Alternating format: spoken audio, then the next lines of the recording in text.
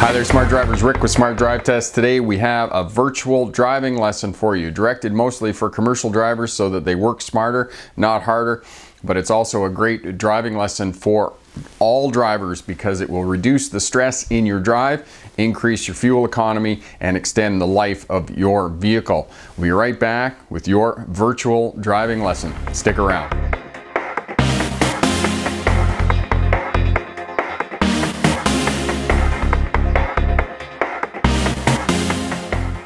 Hi there, Smart Drivers. Rick with Smart Drive Test, taking you on a virtual driving lesson today.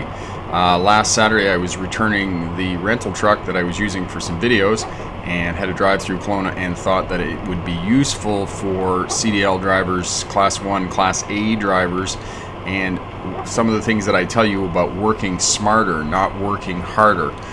One of the ways that you make a tractor-trailer unit go faster is by attaining a higher average speed over the course of the day, and the way you do that is by keeping the vehicle going. So what I did was I drove south through Kelowna, British Columbia for approximately 6.5 kilometers, about 4 miles here, on a multi-lane road, and you can see that it is raining as well and it's at night. But the point here is that throughout that drive, through traffic lights and city driving, keep the vehicle going. And essentially what I want to show you is one of the games that driving instructors play with students, essentially the game called Go Green, which is to make the traffic light go green so you don't have to stop your vehicle. And not stopping your vehicle and keeping it going, you increase fuel economy on that vehicle and also reduce stress on yourself as the driver. Now, the thing that you want to do to be successful at the game Go Green is you want to drive in the spaces between the clusters of traffic. And you can see here that all the brake lights are on and the traffic is stopped. And essentially what I'm doing in the big truck is controlling the throttle. I have a lot of space in front of my vehicle, which creates a buffer. And instead of hitting the brake and bringing the vehicle to a stop, I can simply let off the throttle, reduce my speed, close up that space in front of me, and by the time I get near the vehicles in front of me, those vehicles have taken off because the light turned green and they proceeded down the road. And essentially I didn't bring my vehicle to a stop like the other vehicles. Now, watch the traffic as we're moving through town here. You'll see that the brake lights are coming on all the time because people are too close to the traffic in front of them. Therefore, they're forced to do a lot more braking than what you do if you create that buffer of space in front of you. Now, as well, you can see here in the footage that it's gone from 2 lanes to 3 lanes. The other place that you want to drive if you're moving straight through town is in the middle lane.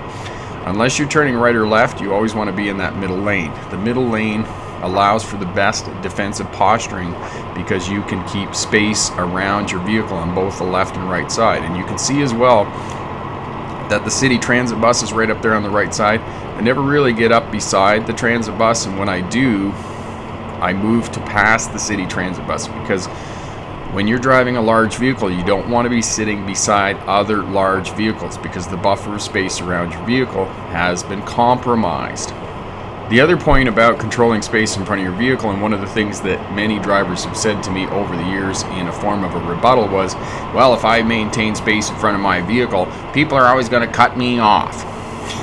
Now, you can see it charged that yellow light a little bit, but I didn't want to bring the vehicle to a stop, and there was ample time on the yellow to move through the intersection safely. I always kind of try not to chuckle when people say that to me because you can see here in the footage as we move through town that nobody cuts me off and nobody takes the space that I am maintaining in front of my vehicle. And even in heavier traffic, I have found that people do not do that. They will move into that space, but all you do is kind of let off the throttle and they will accelerate and you will again maintain that space. So if you keep that buffer of space in your big truck, you're going to shift a lot fewer gears and keep the vehicle moving. Now you can see again turning traffic into that inside right lane, and you can see the brake lights coming off on here, and you can hear that the diesel engine, I'm just letting off on the throttle and controlling the throttle and timing the traffic lights. I'm watching the traffic lights, keeping a good buffer of space in front of me, and I'm not bringing the vehicle to a stop. And ideally, that's what you want to do, is you want to create that buffer of space so when you're in urban areas and you're in traffic on multi-lane roads, you don't want to have to bring the vehicle to a stop, because if you bring that vehicle to a stop, as veteran truck drivers will tell you, you go up and down through that gearbox all day long in stop and go traffic. At the end of the day, you are really, really beat up. So maintain your space in front of your vehicle. That is the space around your vehicle that you can always control. So control the space in front of your vehicle, work the throttle, less brake, and you will increase fuel economy, reduce stress on yourself, and also increase the life of your vehicle and reduce the amount of maintenance that needs to be done in your vehicle. Quick review: if you're on a multi-lane highway and there's 3 lanes, drive in the center lane, because the left and right lanes should be used for turning. Only move into those lanes if you're going to be turning. And the other thing, there will be turning vehicles in those lanes that are going to hold you up. So to keep your vehicle moving forward and prevent stopping, or to reduce the amount of stopping that you're going to have to do, travel in the middle lane. As well, drive in the spaces between the clusters of vehicles and maintain a big buffer of space in front of your vehicle. That way you can work the throttle, close up that space when the traffic stops or slows down, and then when you get near them and the light goes green, the traffic's going to move off and you'll simply increase that space again. If somebody does move into your space or cut you off, just let off the throttle. They'll be accelerating and you'll just simply move back and create that space again.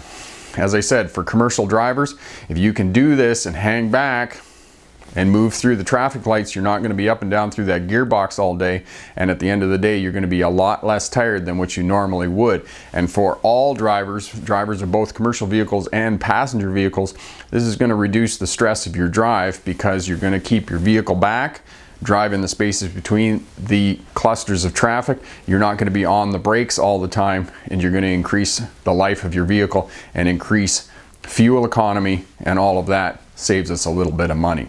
Question for my smart drivers: do you keep a buffer of space in front of your vehicle as a defensive posturing when you're driving? Leave a comment down in the comment section there. All of that helps us out. I'm Rick with Smart Drive Test. Thanks very much for watching. If you like what you see here, share, subscribe, leave a comment down in the comment section. As well, hit that thumbs up button. For those of you working towards a license or a career as a truck or bus driver, check out all the information on the channel. Lots of great information here, and head over to my website. More great information over there as well. Online courses that you can purchase, logbook courses, air brakes, and whatnot. Check out all the videos on the channel. You can find those here. Thanks again for watching. Good luck on your road test. And remember, pick the best answer, not necessarily the right answer. Have a great day. Bye now.